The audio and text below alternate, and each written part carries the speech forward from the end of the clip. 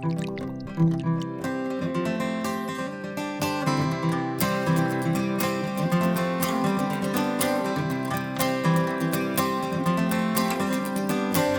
to whiskey kisses, the peaty taste of sin. An Edinburgh morning with the smell of brewing on the wind. Here's to lighting bonfires as you watch the seasons turn. We made it to 2022, everyone, and now it is officially whiskey time.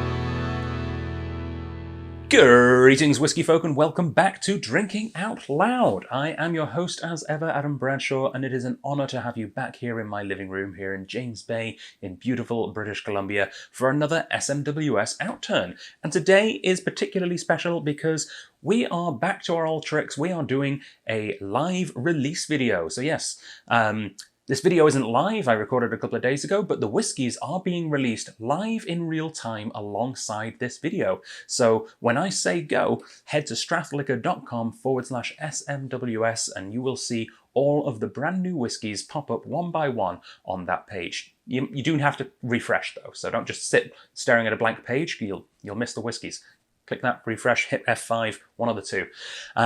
So a very special welcome to everyone who is joining us across the country or across the planet. Maybe we've got some international viewers today, who knows? But a very special welcome to everyone who's joining us here.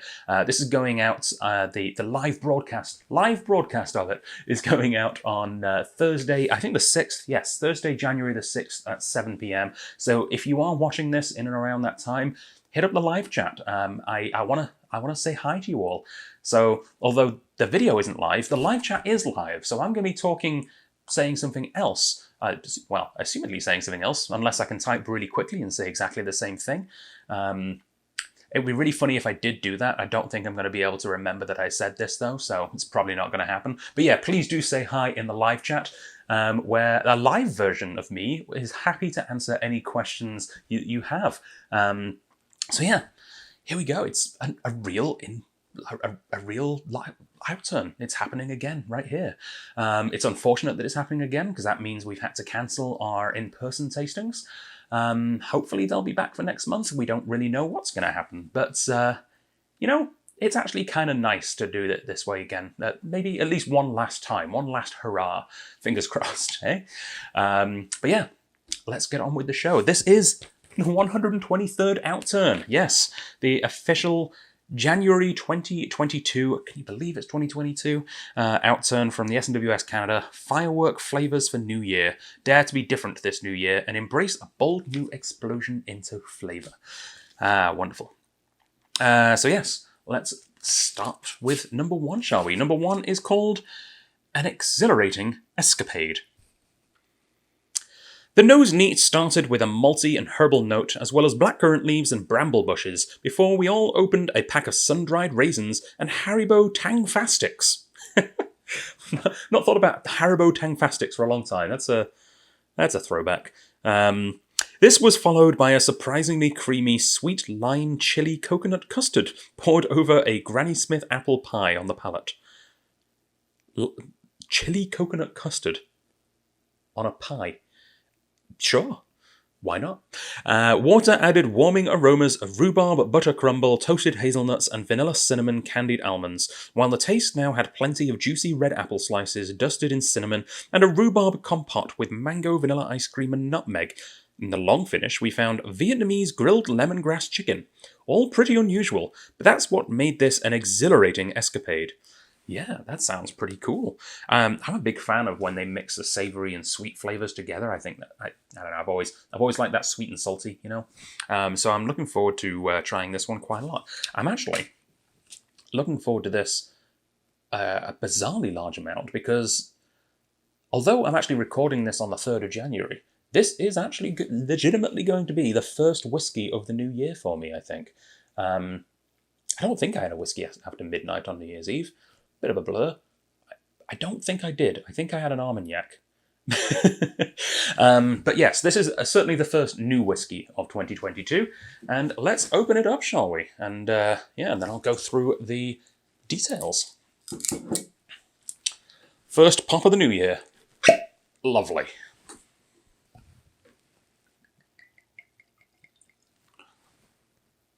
Alrighty. So, what have we got? We've got a Speyside. This is cask number 108.35.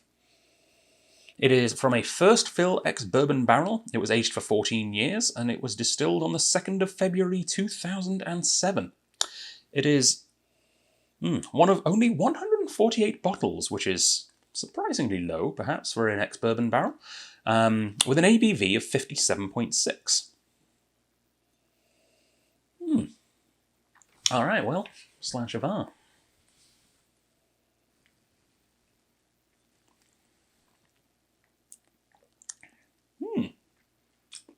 Cool.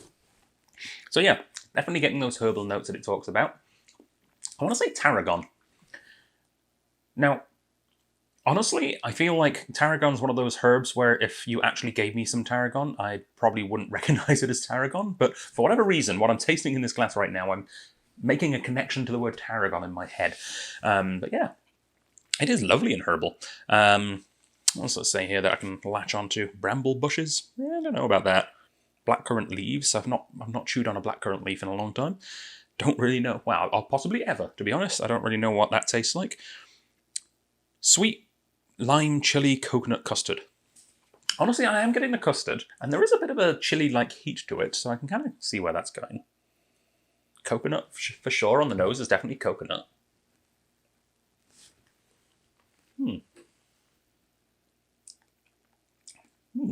Yeah, that's very nice. That is a fantastic way, a tangfastic way, like the Haribo Tangfastics. That is a tangfastic way to start the year. That's very nice. First fill ex-bourbon barrels for this long are often risky, but of course the SMWS knows what they're doing. They're not going to give us a bad one. And I think this distillery kind of knows what it's doing as well. I don't think I've ever been disappointed by anything from this distillery. But then again, I'm fairly sure I've only had about 4 or 5 whiskies in my life from this distillery, so that's kind of cool.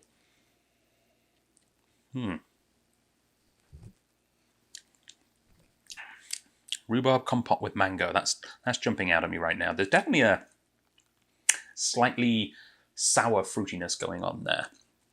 They're saying rhubarb compote. I'm thinking more like a creek beer, like that sour cherry, like a proper lambic Belgian creek from the fields of Flanders. Definitely is quite a broad tasting notes on this one. There's a little bit of everything.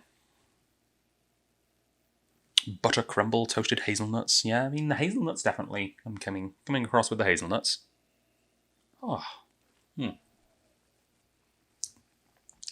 Very nice. So, I've revealed most things about this whiskey, but I have not yet told you what Distillery 108 is. And We've had a couple in the SMWS.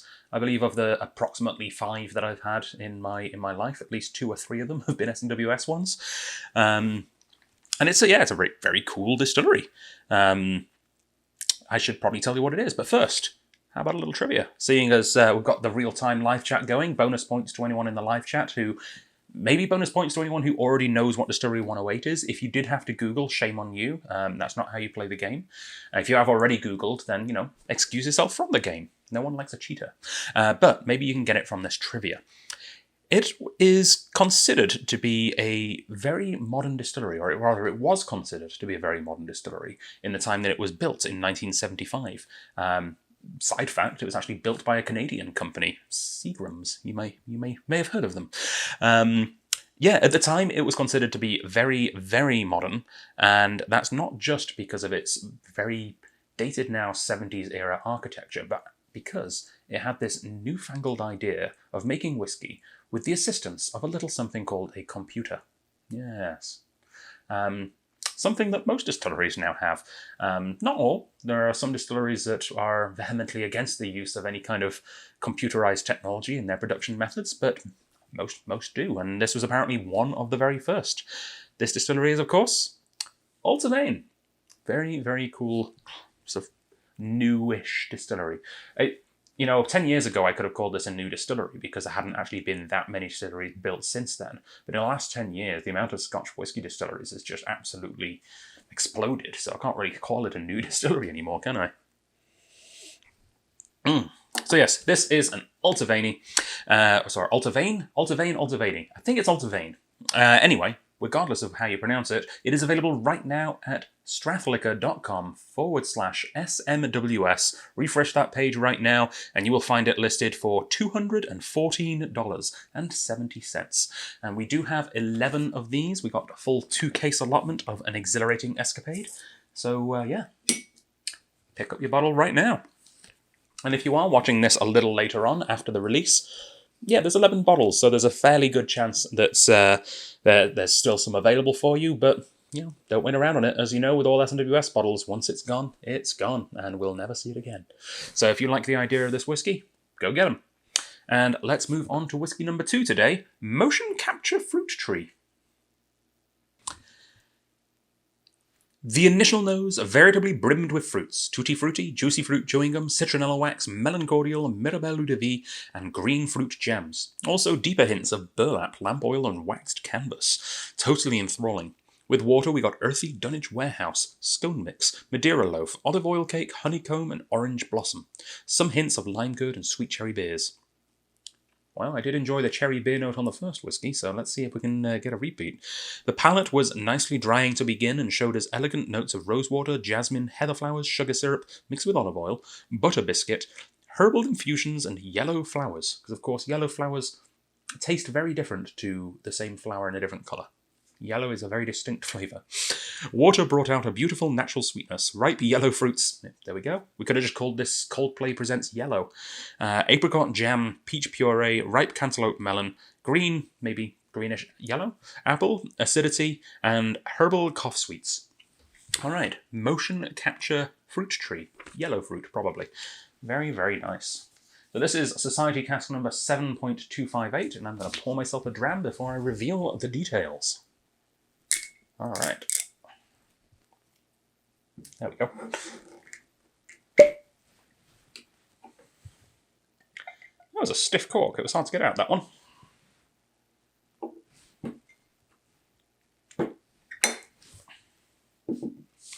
Lovely. All right, so this is another Speyside whiskey. It is another first fill ex-bourbon barrel. It's another teenager as well, as you can probably see. This is 17 years aged. From the 17th of November 2003, an Outturn, a larger Outturn than the last one. This is 197 bottles that they squeezed out of this barrel, with an ABV of 56.1. Very nice indeed.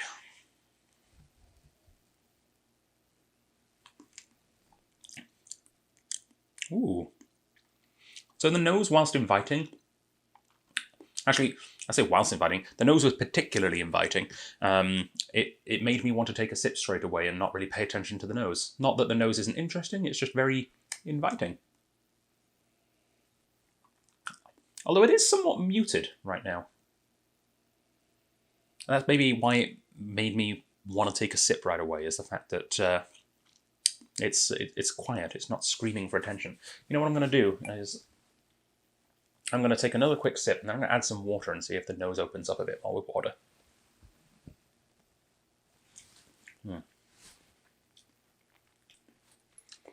Because honestly, I'm getting a quite spicy whiskey on this, which is kind of at odds with what I read. What's the flavor profile? Sweet, fruity, and mellow. I'm very much getting a spicy and dry palate right now. So let's see if the water changes much there. Ooh, that is very viscous. Watching the oils separate as I added the drops of water there was quite something. Also, side note, I don't know if I've used these on the channel before.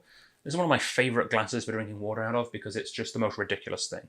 This is an official Rydell Coca-Cola glass. Yeah, it's very strange. The bougiest of water glasses. Bougie if you paid full price. However, I don't think the idea of a Rydell Coca-Cola glass really caught on because I think I got this at the Bay on clearance for like $2. Anyway, motion capture fruit tree. Let's see take 2 with the water. Ah, yes. Hello there. You are open for business now, aren't you? That smells like my grandmother's green tomato jam. Weird. Particularly weird because I honestly forgot that she even made a jam. She used to make green tomato chutney, which was a favourite of mine with cheeses and the like. But yeah, sometimes she would just make up a green tomato jam. Wow, that's really cool. All right. I don't think I've ever come across melon cordial either, actually, come to think of it. There's one of those, it's like one of those AI-generated pictures that have been going around the internet a lot recently, where at first glance everything looks normal, and then you take a deeper look and everything's slightly off. Because I read these tasting notes and I'm like, yeah, this all makes sense. And then going back, I'm like, melon cordial? Does that exist? It sounds like it exists. Yeah. And then it's like going back and sugar syrup mixed with olive oil. As I was reading it, I didn't think twice, and now I'm thinking, when and why would you mix sugar syrup with olive oil? That's a thing. I wonder if we could get AI-generated tasting notes for whiskies. I mean, they'd be wrong, but it'd be very entertaining, wouldn't it? All right. My partner Kristen is into programming and such, and I'm sure actually several people watching this video are into programming and such. I'm thinking Sammy and Jay and the like. We should get that going. We should force an AI to read SMWS tasting notes and then create their own. I think that'd be brilliant. I'm weirdly excited about this idea. We should definitely do this, guys. Lime curd, yeah. All right.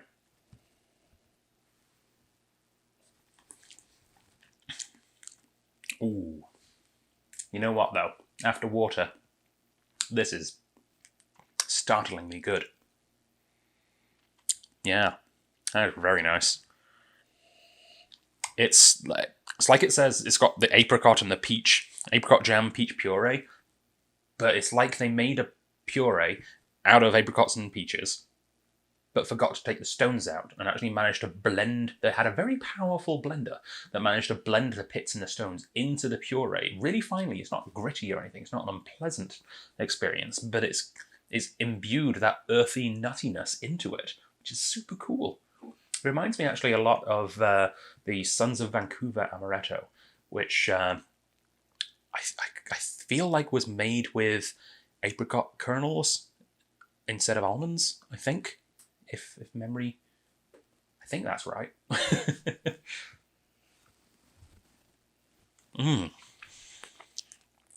That's mighty pleasant. All right, so this is 7.258, and let's talk a little bit about distillery number 7, shall we? All right. This distillery's debut official single malt was purposely deceptive on the label. Yeah, they were trying to trick us, and it's not like some people would think. They weren't, lying about the ABV or the age. They weren't saying it's uncolored when it was colored, or like claiming to be non-chill filtered. I think it's before people really cared about chill filtration or knew about chill filtration. None of that business. But they did lie, and because of that lie, it is. It's somewhat of a collector's item now. They lied, actually, about the location. So, as we've established, this is a Speyside whiskey. And the bottle, first of all, says it's a Highland whiskey, which, yes, Speyside is a sub-region of the Highlands. That's all well and good. There's many Speyside distilleries that say Highland. Glenfarclas says Highland. Macallan says Highland. But what Glenfarclas and Macallan don't do is have an illustration of the distillery pictured nestled amongst a mountain range when they are absolutely nowhere near a mountain range. Yeah, that's right. This is a Longmorn.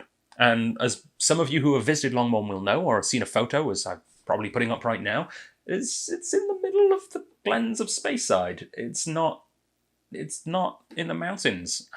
Why they decided to put a pencil illustration of the Longmorn distillery nestled in the mountains, I have no idea. If anything, it was probably more akin to Longmorn's long-lost twin sister distillery, in a sense, Yoichi, over in Hokkaido, Japan, because, of course, Masataka Taketsuru actually studied at Longmorn and used Longmorn as the inspiration for his distillery. So if you're going to have Longmorn but with mountains, it's probably in Hokkaido. Yeah. Bizarre marketing technique there. It even actually went as far as to say in the text on the label that it was nestled in the heart of the Highlands as well. So it's really trying to make you think it's in the middle of a mountain range. It's kind of funny. Anyway, this Longmorn is absolutely wonderful. This 17-year-old Longmorn from a First Fill ex-bourbon barrel is available right now at strathliquor.com/SMWS for $258.17. Get your bottles now, $258.17, available right now. I'm pressing the digital button. Hopefully the website is cooperating and flicking a switch for me. Alrighty, any questions? Again, please join in the live chat. Again, hi to everyone in the live chat. It's honestly, I've missed you a little bit. We've still been doing these videos since we were able to return to in-person tastings, but they're not quite the same without the live chat. I've missed you guys, so yeah, hopefully you're all chatting along nicely.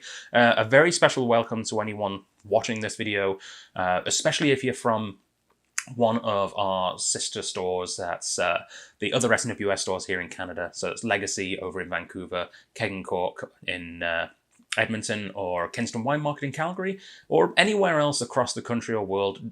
Please do join in the live chat. We'd love to hear from you. We'd love for you to say hello, especially if you've never said hi before. We don't bite. Well, a couple do, but it's digital, so they've been muzzled by distance, I guess. Yeah, please don't be afraid to say hi. And we move on now to a very, very interesting whiskey. A long-lost whiskey by the look of it, because we are going back to the old-school labels. And by old-school labels, I don't mean one iteration of label design ago. I mean two. Here we have pink wafers in a lady's hat shop. On the nose, pencil shavings, linoleum, and sawmills, underlaid sweet pastry, black forest gatto, and some more perfumed aromas, cigarette packets, geranium, purple chewits, apple, makeup. To taste light perfume, leather and pepper could not intimidate the sweetness of Terry's chocolate orange, Turkish delight, toffee, sultana cake, Newbery fruits, and raspberry sauce on ice cream. Even better with water, the nose gave us Fry's chocolate cream, pink wafers, and marshmallows in a lady's hat shop. The palate ran light leather tingles over sweet delicacies, chocolate cake, candy floss, heather honey, along with spice, fruit, and flowers. Oh, yes, indeed. Well, I said in the last for the last one that I thought it at first belonged in the spicy and dry category. This is one that is in the spicy and dry category, and I'm very excited to try. And it's interesting. I don't know if it actually had categories. I don't think it did. This predates the categories. So it's been post given a category, which hopefully will fit it, because I love spicy and dry whiskies. How long has it been since we saw one of these, eh? This is cool. 48.41. Pink wafers in a lady's hat shop. This whiskey was distilled on the 30th of March, 1988. Yes, that is the year I was born. It is one of 239 bottles from a refill hogshead ex-bourbon and was aged for 25 years. So this was bottled quite some time ago now. Yeah, quick bit of math. 25 years after 1988 would be 2013. Oh, cool. It's been a while. It has been quite a while. Let's open it up, shall we? I'm a little worried, to be honest, because there's a fairly decent chance that this cork might break on me. So fingers crossed for us, everyone. Let's hope for a successful cork pop. Oh, the whole thing came. Oh, look at that. That's nice. Delicate, gentle. Come on now. Give it a twist and a slight pull. Come on. You can do it, cork. Oh, I should have never doubted the SMWS. Quality corks, these guys. All right.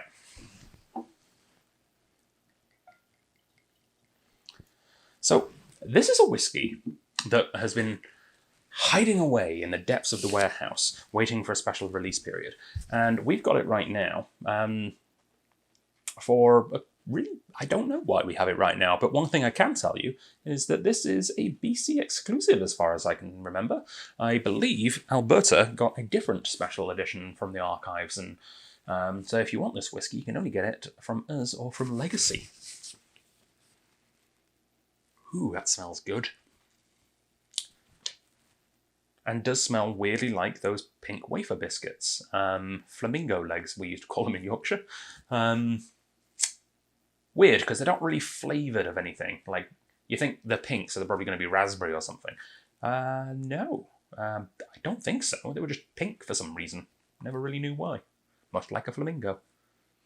Actually, I believe flamingos are pink because they eat, like, some kind of pink shrimp. I don't think that's the reason this is... well, not this whiskey, obviously. I don't think that's the reason pink wafer biscuits are pink. I don't think it's shrimp. Alright, so... what else can I tell you about this? It is cask strength, of course, at 48.3. That is a wonderfully low cask strength. And I have to admit, I feel like I've heard someone talk about this whiskey. I can't remember who it was, but someone... It's ringing a bell in my head. I can't remember if it was maybe Emily or maybe Lawrence or someone that's been around the SMWS for a long time, was speaking about this whiskey at some point in the last year. And I don't know. I don't know what's going on here. I'm wondering, it's 9 years ago, wasn't it, that this would have been released? What did we say? 2013. Yeah, 9 years ago. So I think this might have been bottled before the SMWS came to BC. So maybe this was released in Alberta before we got it. I'm not sure. But yeah, someone was talking about this whiskey. 48.41. That is the code on this guy. Yeah, 239 bottles. Refill ex-bourbon hogshead. Very cool.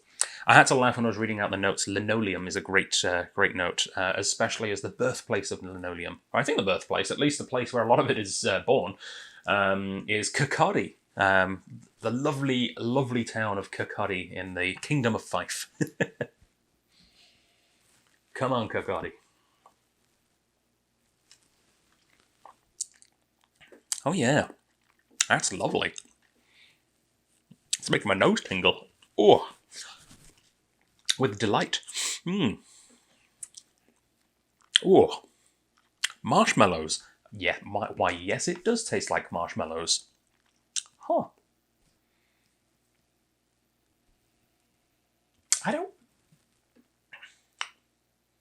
I feel like this...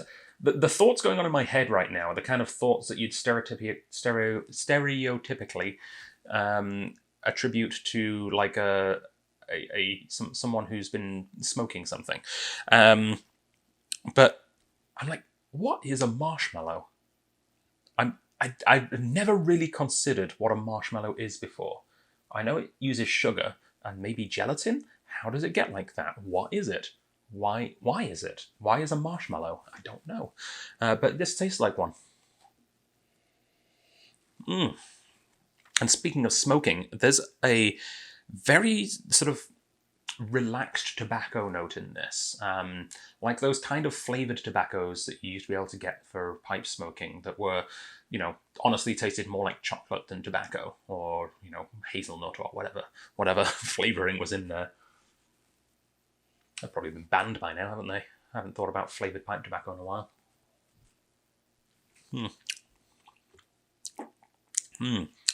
Turkish Delight's a good note. It does have that ever so small hint of like a floral note to it, but it's backed up by big sort of juicy sweetness as well. It's really interesting because it's absolutely spicy and dry, but a lot of the things that are coming to mind are quite sweet things it reminds you of. Yeah, Turkish Delight, Terry's chocolate orange, toffees, sultana cake. It has those flavours, but without the actual sweetness. Raspberry sauce on ice cream, yeah. It has ice cream. It's like an unsweetened ice cream. Oh yes, I only like the dry ice creams.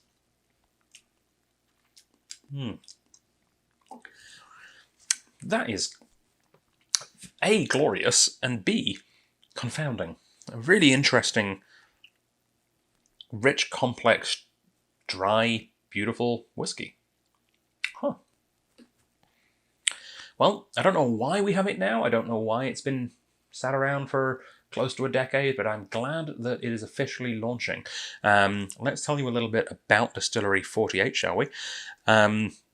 So this old-school distillate is prized by blenders for its big, rich and meaty flavours that comes from their relatively small stills and the use of worm tubs. It's a worm tub distillery.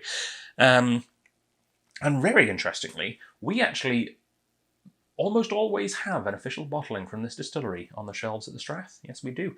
It's quite common here in BC at specialist stores, but it's probably the most different thing to this whiskey that you could possibly come up with.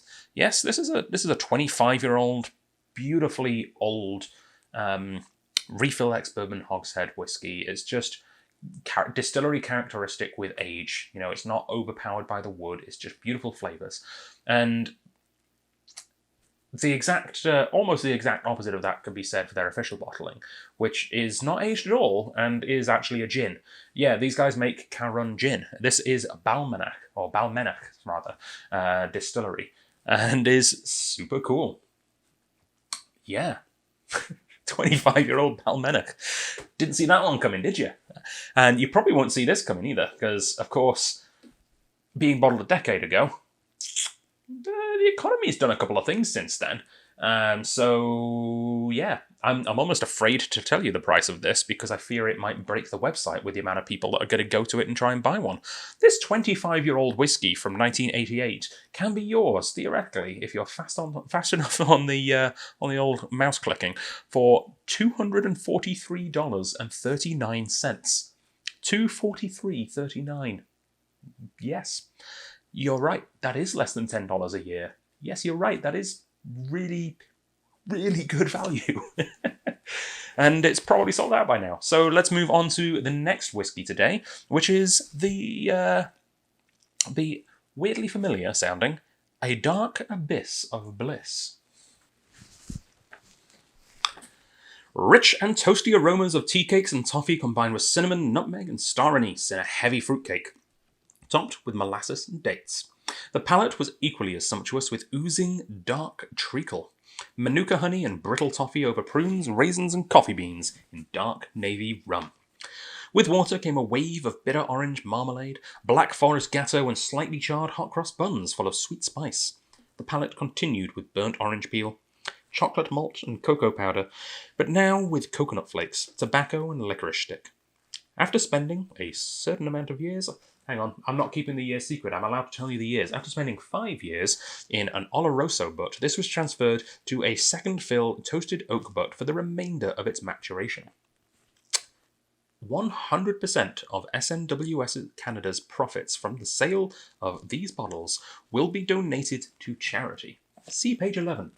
All right, well, I will see page 11. And while I'm flipping to page 11, I will say the reason that this sounds really familiar is because this is the whiskey that we previewed back in the December in-person Outturn. So I've already tried this. I already know how good this is. And a select few people who were present at those tastings have already had a chance to buy a bottle of this. And it flew. It was definitely actually the most sought-after bottle of the December Outturn. It wasn't even meant to be there. The reason we had it, of course, is because we didn't get that Macallan, which we then amazingly did get. And if you haven't seen the Christmas Miracle video, go back and watch it on our channel. And yeah, here is page 11. The Giving Spirit Program. So this is a message from Kelly and Rob Carpenter. 1 year ago, in the face of challenging times, we introduced our Giving Spirit Program. Each quarter, SMWS Canada will donate to charity 100% of its profit from the sales of a designated bottle. Over the course of 2021, we've been able to donate a total of $5,608.81 to 4 worthy charities: Big Brothers Big Sisters of Canada, the Canadian Cancer Society, Inspire, and Veterans Transition Network. Through the sales of 8564 Baked Bananas and Burnt Bacon, which I just had a fantastic reminder of and shared with a lot of friends with our 12 drams until 2022 countdown. You can check out my my re-impressions of that fantastic bottle there. 6841 Hill Walking Happiness, fantastic whiskey. 1643 Oddly Satisfying, and that was beautiful. That was the Peter Glenturret, wasn't it? And 39207 Backseat Brewer, which I think we still have some bottles left, which is the ex-IPA cask Linkwood. If you bought any of these bottles, thank you. We're kicking off 2022's program with a focus on mental health. Our designated charity bottle is 10722 Dark Abyss of Bliss, and our profits from this sale will go to the Canadian Mental Health Association. There's no doubt that the last couple of years have taken a toll in some form or another on most of us, and it's important that we battle against the stigma of asking for help. And yeah, I mean, the last couple of years have been pretty rough, and January, even in a regular year, is a hard time for a lot of people. So yeah, if you do need help, don't be afraid to ask.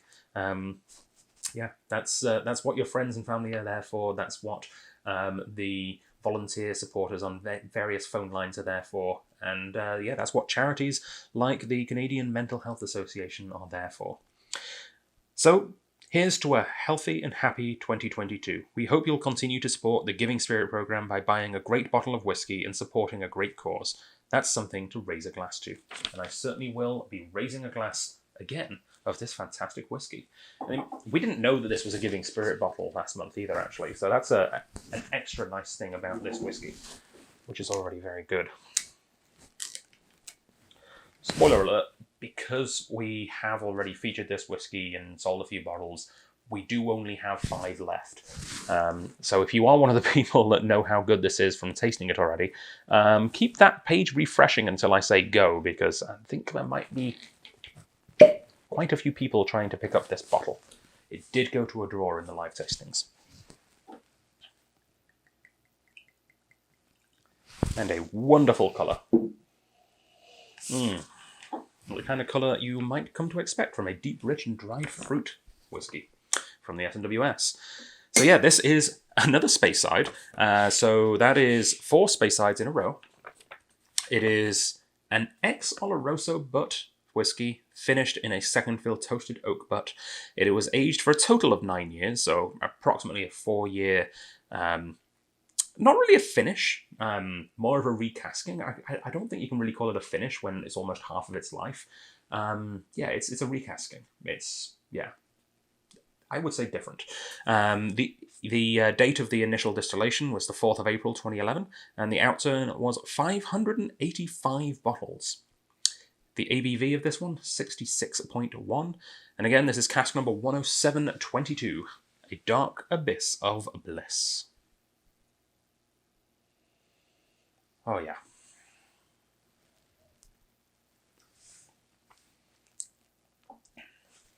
Honestly, I'm kind of tempted just to save you all time, not tell you my impressions of it, and just say it's for sale because it's gonna sell itself. But for those of you who watch these videos looking for me to add my own little say into the tasting notes here, yeah, beautifully dark. It's in the name. It's a dark abyss, and it's very blissful. It's got slightly burnt raisins. It reminds me an awful lot of homemade butter tarts, where the raisins are half popping out of the what do you call that? The butter tart mixture, the stuff in the middle of a butter tart, the filling, half poking out, and I've got a little too hot, or singed on the edge. It reminds me very much of that, dark burnt raisins with that beautiful sweetness coming through as well. Actually, a butter tart is a fantastic image in general for this whiskey all round. It has a bit of that sort of flaky pastry kind of thing going on as well. Yeah, marmalade is a big one on this, I would say.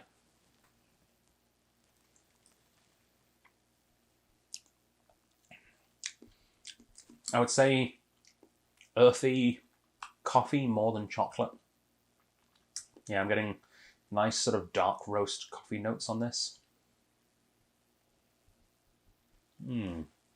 I had a dark roast cold brew recently. I can't remember where it was.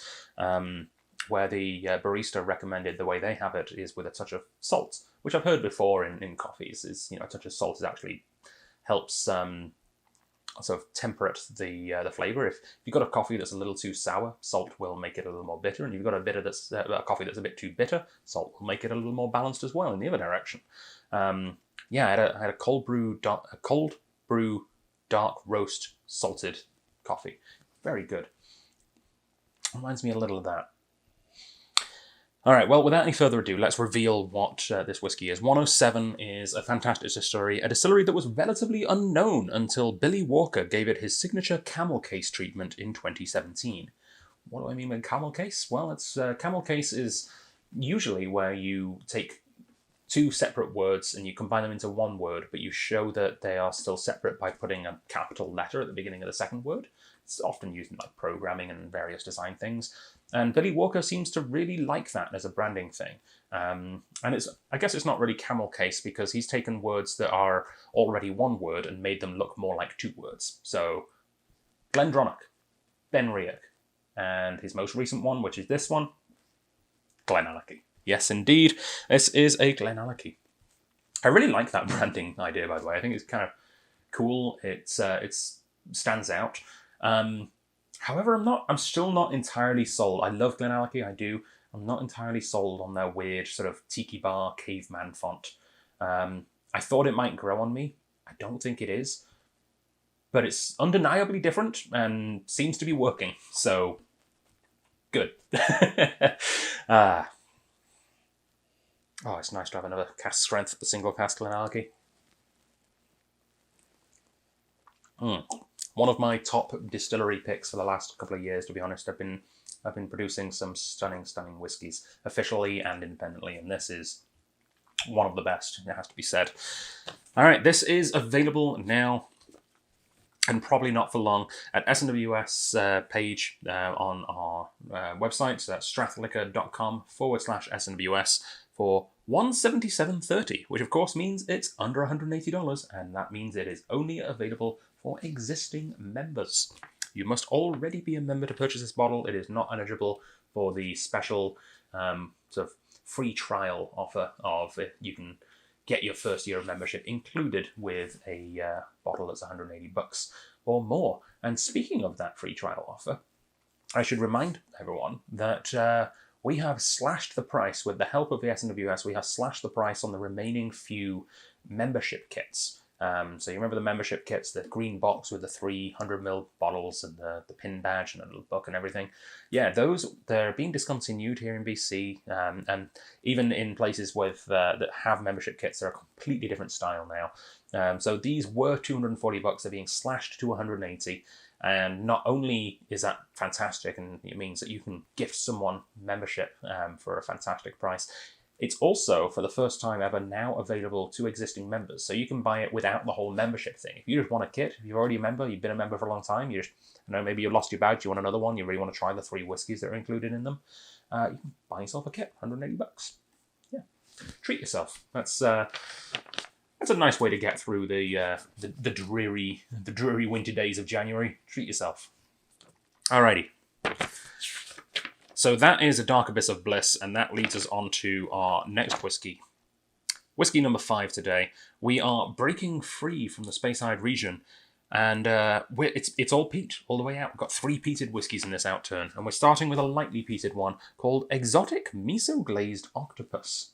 The sweetness of the initially smoky aroma was incredible, a potpourri of heather, lavender, roses, and violets. This was followed by scorched, juicy raisins and the scent of crushed pink and white seashells. When we tried it, just like hazy sunset, a cocktail made from smoked ice, pineapple and lime juice, light rum, and 2 dashes of Angostura bitters garnished with a fresh cherry and a mint sprig. That sounds pretty good. With a small amount of water, we made duck breast à l'orange with sweet oven-roasted new potatoes. Whilst on the palate, we went Japanese, enjoying sticky miso and lime-glazed octopus with crispy matcha tempura batter. Bottled for the 2021 Islay Whiskey Festival. Yes, it's a Fagile bottling, as you can probably tell by the fact that it's got this glorious illustration of a green and purple octopus wearing a yellow and blue polka dot bow tie and a lovely little cap there as well. A lovely tartan cap. Well, that's very nice, isn't it? So, it's distillery number 3, and I know that's got some of you very excited. For people in the know, distillery number 3 is one of those distilleries that sticks out for a lot of people. It's a particularly special distillery that has legions of fans the world over, and it's very exciting that we have this special edition here today. So this is Islay. It is from a second fill ex-bourbon barrel, which is good news because it was aged for 16 years. So we're going to get a lot of distillery character in this one, which is great for this distillery. It was distilled on the 6th of February 2004, an outturn of 195 bottles and an ABV of 57.1. And again, chosen to represent the Fagile Festival of Malt and Music, the Islay Whiskey Festival 2021. You know how much I love lightly peated whiskies. This is potentially my favourite profile. Let's crack this one open.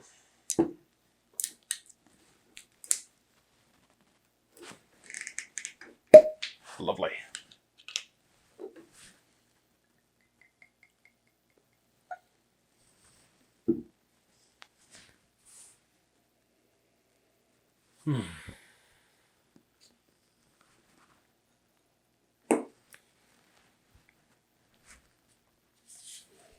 So,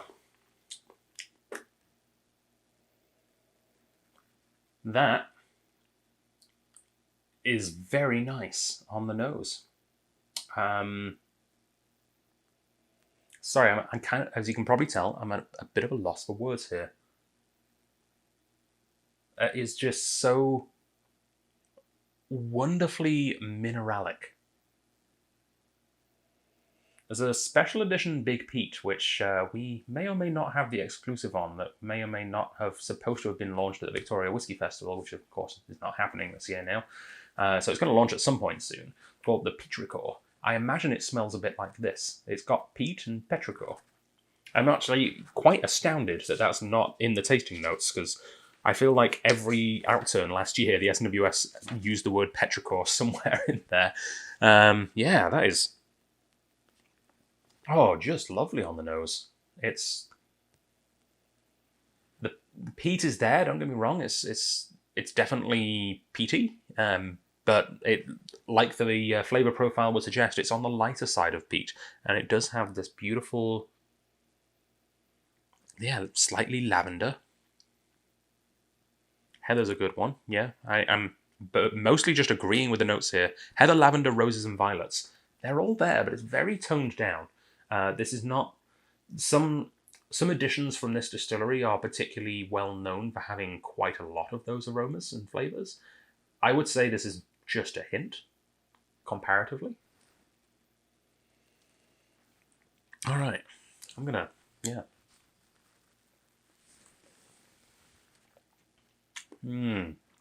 Charred barbecue pineapple skewers with a little bit of the rind. Ooh. Kind of just rolled over to something else there. What was that? That was like a... For want of a better word, I want to say it was like licking salted caramel off of a cantaloupe rind. I don't know why you'd do that. Maybe, I don't know, maybe dip slices of cantaloupe into salted caramel. In hindsight, that sounds amazing. Yeah, I kind of want to do that now. Yeah, it's like salted caramel and cantaloupe rind. Weird. That's really cool. But I am looking forward to trying it with water because I really want to get some of those more savory notes that it's talking about. I'm definitely getting more sweeter, sweet peat, kind of floral, desserty notes. I want to try the duck à l'orange. I want to try matcha tempura. That sounds great. Can't believe I've never tried that. That sounds like something that, in hindsight, sounds so obvious, but I've had tempura ice cream. Imagine how much better that would be if the tempura had matcha powder in it.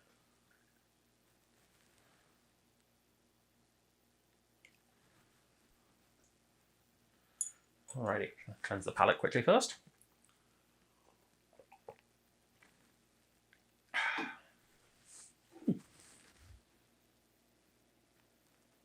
Oh yeah. It's gone from that sort of petrichor note to more coastal now. On revisiting it after a couple of drops of water, it's definitely a little bit more saline driven.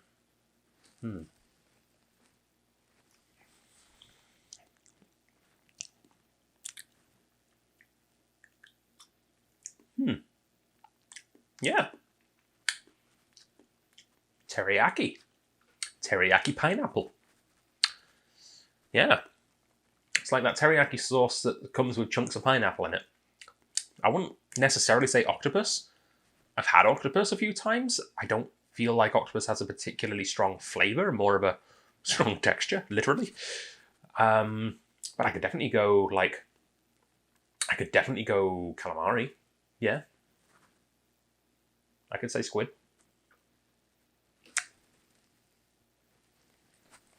Oh, that would make a great name for a whiskey, wouldn't it? The Highland Squid Games.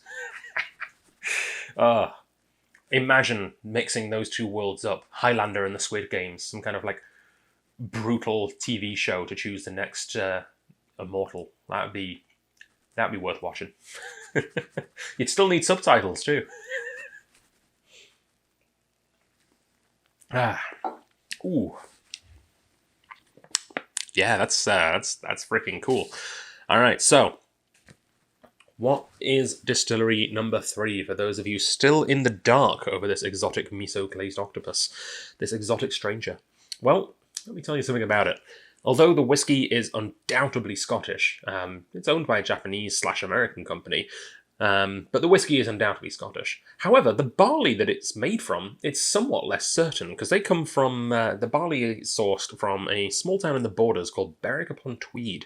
And Berwick-upon-Tweed has historically flip-flopped either side of the border between Scotland and England several times, so much so that I honestly can't remember which country Berwick-upon-Tweed is part of right now. I feel like the last time I was in there it was English, but I'm not sure about that. In fact, the mayor once was quoted as saying, "It doesn't really matter. 25% of Berwick-upon-Tweeders believe themselves to be English, 25% of them believe themselves to be Scottish. The remaining 50 just think of themselves as Berwickers." So, yeah, I mean, does it really matter? Yeah, who knows? Maybe not to some of them. However, there is a hilarious, long-standing rumour that it's technically still to this day at war with Russia. Yeah. After it was part of a declaration of war in 1857 at the start of the Crimean War, because it's flip-flopped several times, they would often theoretically write it in as a special case. So it'd be like, the countries of England, Scotland, and the territory of Berwick-upon-Tweed declare war on the... I don't know that that's actually true, but it's a hilarious rumour that I'd be remiss not to mention. And the rumour goes that it was then not included in the Treaty of Paris, where the Declaration of Peace was written in. So it's technically still to this day at war with Russia, which I think is quite brilliant. So yeah. It's some wartime malt, this. Doesn't necessarily narrow it down because, of course, the Simpson Malt House, I think it's called, in Berwick-upon-Tweed, supplies malt for quite a few distilleries. But this one in particular is Bowmore. Bowmore, yes, indeed it is. This is Distillery 3, a fantastic Islay malt. Yeah, I've always loved a good Bowmore, especially I know that there's a lot of people absolutely love super old Bowmores, and I'm in the camp too. I love them. Don't get me wrong, and we've got some pretty cool super old Bowmores actually coming soon. With it, we have a pretty decent exclusive on some. But I have to say, I think a personal preference of mine is the Bowmores in that teen years, because it's so lightly peated, 25 to 30 ppm, that when it gets over 20, it sometimes loses that peat level. And some people prefer it that way, and like I said, I like it. I like Old Bowmore. I really like Old Bowmore, but I really like Teenage Bowmore. And 16 years is pretty spot on. Yeah, 16 years old, 6th of February 2004, 195 bottles, an ABV of 57.1. This is ticking a lot of boxes. So yeah, it's available right now. We did only get one case of it, however. This was pretty sought after around the world, so our allocation is pretty small. So there are 5 bottles only available at strathliquor.com/SMWS. It's for sale right now for $339.04. $339.04 for this rare, beautiful Islay. And we are staying on Islay for whiskey number 6 today. And yeah, this is a whiskey name not for the faint of heart. Welcome to a preparation for skinny dipping. The nose has nutty smoke, roasted chestnuts, toasted coconut, burning leaves, coal embers, tarry ropes, creosoted fence posts, and roast parsnips. The intense palate leaves impressions of swirling smoke and burning coal in the mouth, licorice imps, sage, singed orange peel, brandy snaps, rock pools, coal tar, and char. The finish links dry sauna wood and dark chocolate containing sea salt and caramel pieces. The reduced nose is a roadworker's wheelbarrow full of beach pebbles. The palate, totally satisfying, lip-smacking and galvanizing. One to prepare you for battle or going skinny dipping. Transferred from an ex-bourbon hogshead after 6 years to a heavy toast medium char hogshead. Yep, this is a 7-year-old from Distillery 57. 57. Yeah, get it right. It's a 7-year-old from Distillery 53. And it is 53.270. I don't know what 57 is. I'll look it up later. This is an Islay from an ex-bourbon hogshead. Like I said, it's then finished in a second fill HTMC, high toast medium char hogshead. It's from the 12th of October 2010, an outturn of 296 bottles, bottled at a lovely 60.9, which is, I feel, not that high for a 7-year-old 53. I might be wrong, but that feels on the lower side for such a whiskey. But yeah, can't wait to try it. And you might have noticed that we are in the last iteration of label. So we've, if your bingo card for this outturn had, label for each generation, then you've filled your bingo card. Congratulations. Well, I feel like they're normally more than 3, so maybe you're not. You've got 3 of the 5, perhaps. Anyway, cool. Lover 53. One of the most prominent distilleries in the SMWS, the people's thirst for peat, and this is a great way to satisfy that thirst. We are well over the 300 mark now, so this was definitely bottled a couple of years ago. In fact, if it was bottled probably it was distilled in 2010 in October, it was bottled at 7 years age, so it was probably bottled in 2018, most likely. So yeah, it's taken a good 3 or 4 years to get here. But better late than never. It is a welcome guest at this outturn.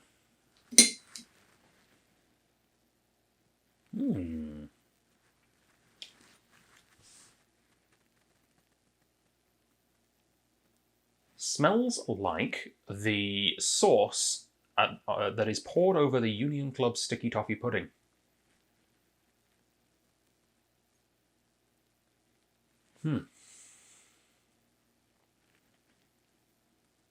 That is really good. It does have a nuttiness to it. I can't remember how it was described in the book. Let's have a look. Roasted chestnuts. Yeah, okay. And toasted coconut. It's simply because it's what I had for dinner, because I'm trying to be healthy this year. We'll see how long that lasts. It reminds me on the nose a little bit of natto, the Japanese fermented bean thing. Not to everyone's cup of tea, but I think the nuttiness is not the reason for that. But yeah, there is a nuttiness going on there. Very interesting. Roast parsnips. It's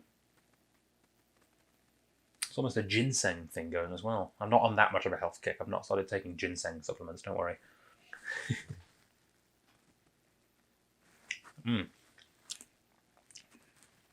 Oh yeah, very coastal, very smoked mackerel. There's that road tar. Yeah. It's like someone is paving a road and has stopped for lunch to eat some smoked mackerel.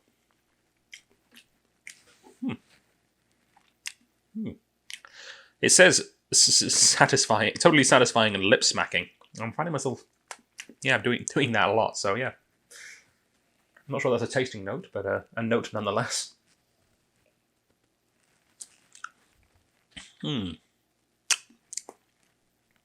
Sage. There's definitely a bit of a charred herb thing going on. It's maybe it is sage actually. It reminds me somewhat of what's that coniferous tree that's cedar. It reminds me of like fresh spring cedar. Like if you go walk through a cedar forest and just after it's rained in the springtime, you get that sort of fresh cedar nose.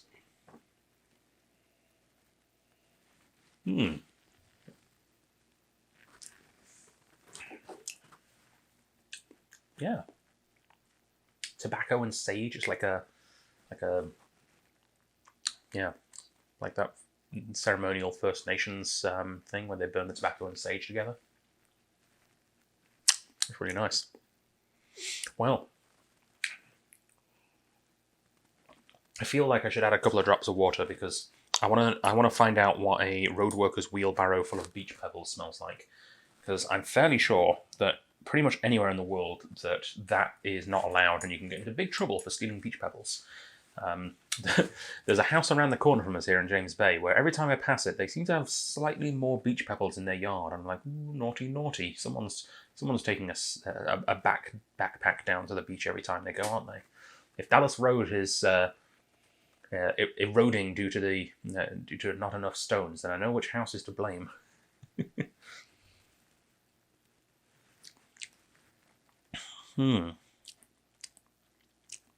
Yeah, all right. It's maybe all in my head simply because I'm literally trying to find a wheelbarrow full of beach stones.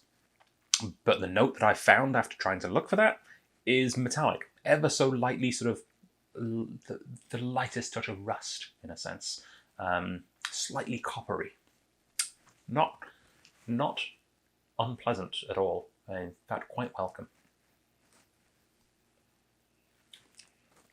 It's like, you know how they sometimes hide a coin in the plum pudding for Christmas? That was an old Victorian thing. It's like someone's done that to a Union Club treacle sponge. Or sticky toffee, rather. Cool. Well, this is Distillery 53. Distillery 53 is a particularly popular one, as I've mentioned. It's a classic Islay distillery, and though it's less often seen on shops' shelves than Bowmore is, the whiskey we just had, they actually make over 3 times as much. So it's pretty big distillery. It's on Islay and it's 53, and if you haven't twigged yet that it's a Kalila, then maybe it's your first Outturn, and if so, welcome. This is this is an SMWS Outturn, and get ready to see a lot of Kalilas, because they're very popular and they're very well received. So yeah, if you are needing to prepare for a skinny dipping session and you're looking for a nice little way to warm up and kill the nerves, this Kalila might be the one for you, and it is available right now at strathliquor.com/SMWS for $199.04.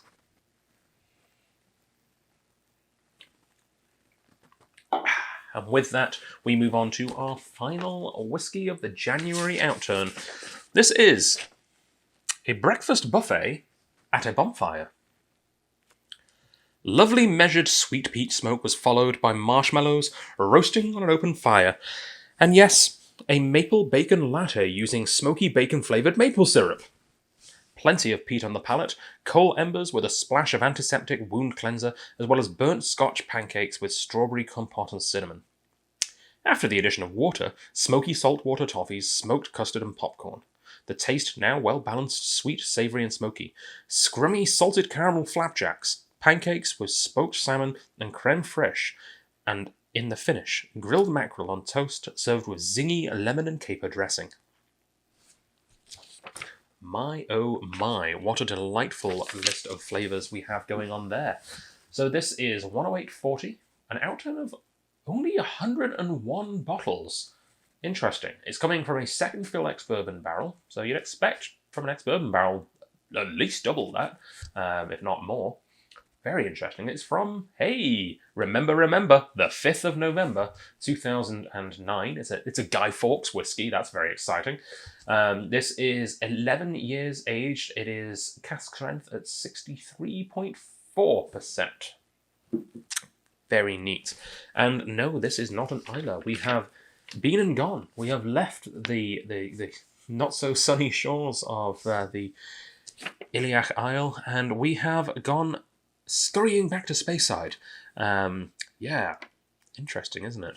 So, very excited to see what's going on here. A couple of notes on the tasting notes. Some of you might be thinking, why are you saying flapjacks and then also pancakes? Aren't they basically the same? In North America, yes they are, but not in the homeland. Not in England and definitely not in Scotland, where flapjacks are a beautiful, wonderful dessert which is oh so wonderfully unhealthy. A mixture of oats and butter and sugar baked and compressed into a bar, and will definitely be the reason that many people are several pounds more than they want to be, myself included. Flapjacks are amazing. It's one of the few things that I know how to bake, and I have to stop myself from making them because I will eat an entire pan of them very easily. So yes, British flapjacks, very different to North American ones. There was something else in here as well. Oh yeah, bacon-flavoured maple syrup. I've had maple syrup-flavoured bacon, but I've never come across the opposite. And if you guys know where I could find some, I'd love some. That sounds fantastic. There was a bit of a fad a few years ago of everything suddenly having a bacon-flavoured alternative. I assume that does exist somewhere out there. But yeah, it sounds great. A bacon latte. It sounds like the experimental menu that they were testing out at Canadian Starbucks, perhaps, trying to be a little bit more local flavoured. I certainly would like to try a maple bacon latte. That sounds fantastic. Maybe I get to try one a little bit in this whiskey. Let's see what we've got. Breakfast buffet at a bonfire.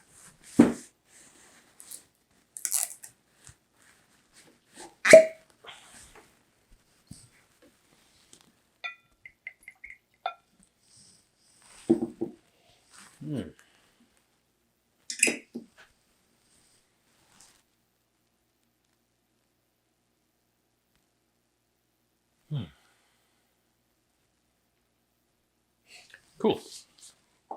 I forgot I was being filmed for a second there. I was getting lost in the whiskey. Yeah.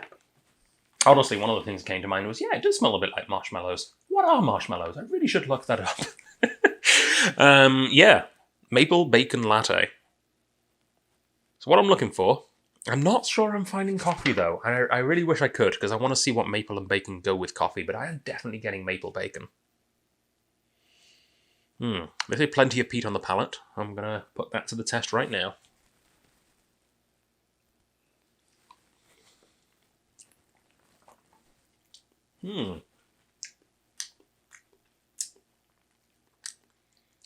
And cinnamon. It's like a peated fireball. No. Oh, that is quite cinnamony though. That's lovely.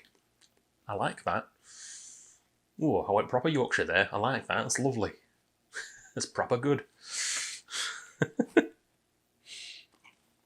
Oh, that is quite something. You'd never think this was a Speyside whiskey if you were tasting this blind. You'd almost definitely guess Islay. Yeah. I actually have the opportunity of tasting this blind with a few lucky members soon, so I'm looking forward to finding out their guesses. I reckon someone will probably say Lecheg.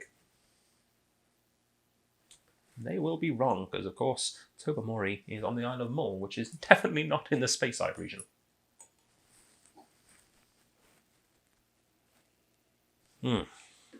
Okay, so yeah, saltwater taffy is what they say here. Or saltwater toffee, rather, because it's not American. Yeah. I get that salty caramel thing going on, certainly, with the water. It feels like water has tamed it, which is fine. I kind of like the unbridled fury of peat that was going on in my palate there, but I'm happy to knock it down a peg. As you know, I like lightly peated whiskies. Sweetened it a little too. I feel like the flavours all make sense until we get to the last one, and I'm really looking forward to seeing if now on the palate after water I'm going to get grilled mackerel on toast with a zingy lemon caper dressing, because that feels pretty at odds with everything else they've said.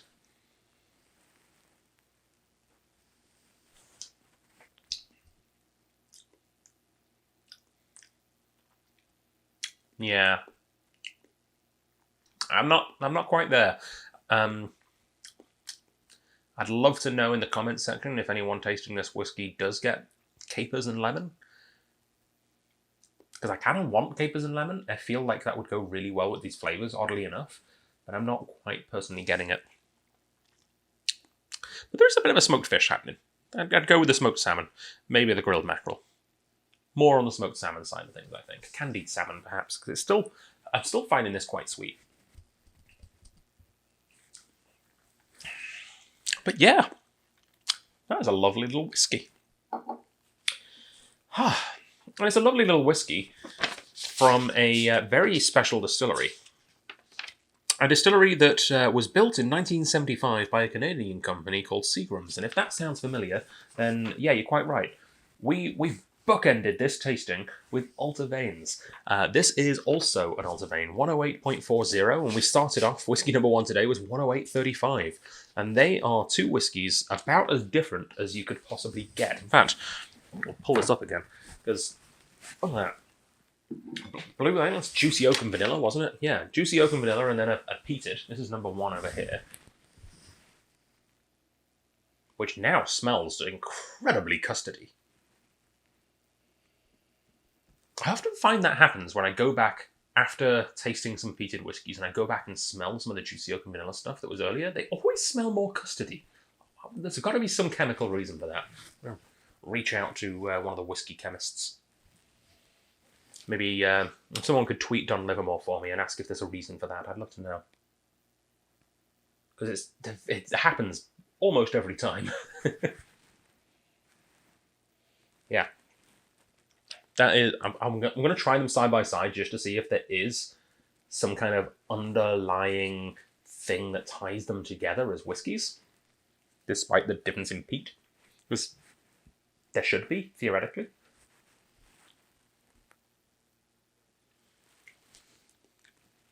You know, same equipment, same, I assume, same recipe, same like mash times and everything.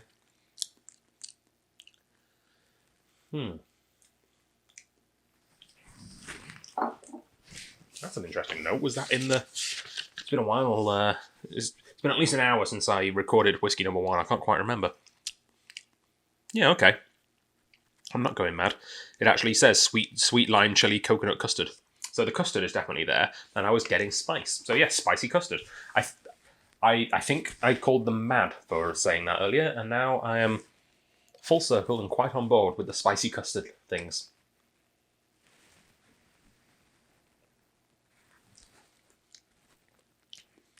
Less so the custard, but I am still getting the spice. There is a bit of almost Tabasco spice in the peated one. It's a little bit more... it's not Tabasco, more Franks. It's more Franks in the unpeated, more Tabasco in the peated. And I'm alright with that. I think Outturn is now locked in my head as that hot sauce whiskey. Not the hot sauce whiskey the SMWS made, however. That's very different. That was the Tabasco cask whiskey, wasn't it? Legendary. Alright, well, if you'd like to do this fantastic hot sauce, well, whiskey side by side, then you can pick up a bottle of 10840 right now at strathliquor.com/SMWS, but only if you are an existing member. Good news is, if you're not an existing member, you can become a member by buying this one for $214.70, and then also buying this one for $179.04. You can even do it in the same transaction. I'll count that as becoming a member and buying a bottle straight afterwards. But yeah, existing members only, $179.04. I think a fantastic price for what realistically tastes like a very, very good 11-year-old Islay, and it's not. It's a Speyside. And it's actually the second peated Outturn we've had in recent months. Last time we had it, I didn't even know it existed. Now I know it existed, and now I know it's 2 for 2, and I need to watch out for more. So, yeah. There's a lot of distilleries these days that are coming out just making fantastic peated single malts when they're not traditionally known for it. Glenturret, Outturn, apparently. Yeah, I'm really looking forward to seeing if the SMWS is going to introduce us to more of those distilleries in the coming months. Speaking of coming months, very much looking forward to seeing some of you again in person. I don't know whether February is going to be that month or whether we'll be doing this exact thing again in February. I can tell you that tickets won't be for sale tomorrow, which is how we've generally been doing whiskey tasting tickets. We've been releasing them alongside the previous month's tastings. That won't be happening because as yet we don't know what February is going to look like. So if there is an in-person tasting, you won't know until a week or two before.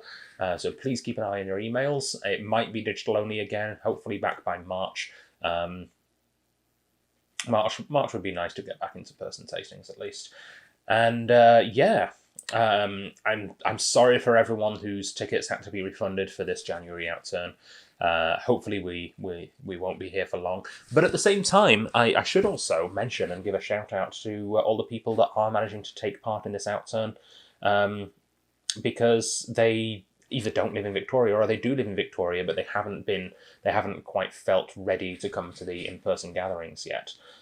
So it's still great to be able to present whiskies to you this way as well.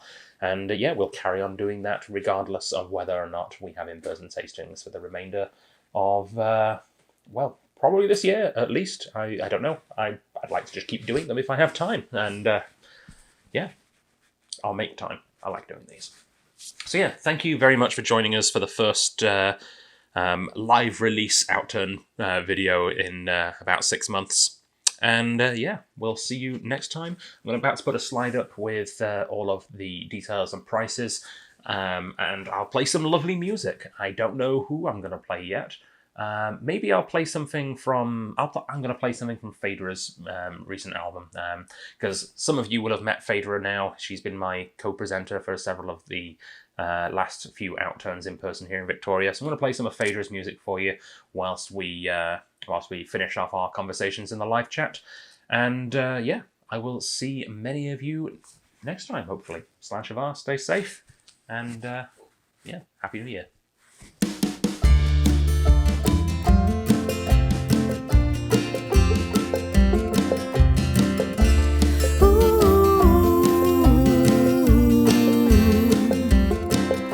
I showed you to the stars, your eyes outshine them, but you don't know what they're called.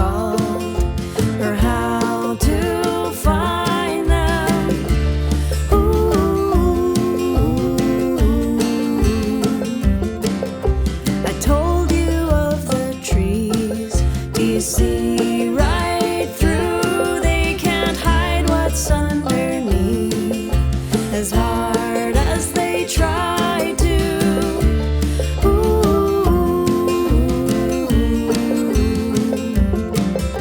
And all these things that can't be seen, I took them in and made this song. Maybe you'll remember me if you take it with you when you're gone.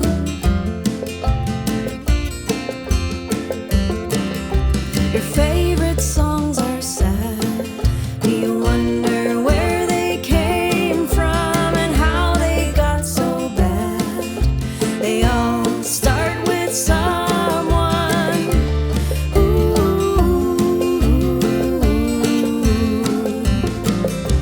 And all these things that can't be seen, I took them in and made this song.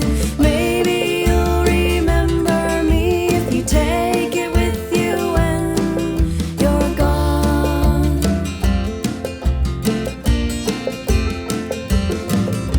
I wonder where you are.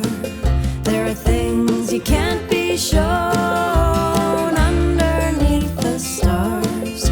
Will you find them on your own?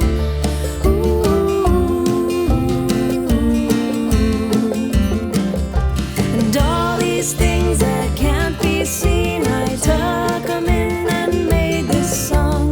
Maybe you'll remember me if you take it with you when you're gone.